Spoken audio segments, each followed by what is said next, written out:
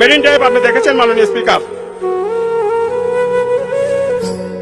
একটা মানুষের, আমি একটা উদাহরণ দিচ্ছি, একটা মেয়ের সম্পূর্ণ পরিপূর্ণতা মাননীয় স্পিকার, একটা যতক্ষণ পর্যন্ত লিপস্টিক তার চুতে লাগবে না ততক্ষণ পর্যন্ত পরিপূর্ণ সুন্দর দেখা যাবে না মাননীয় স্পিকার।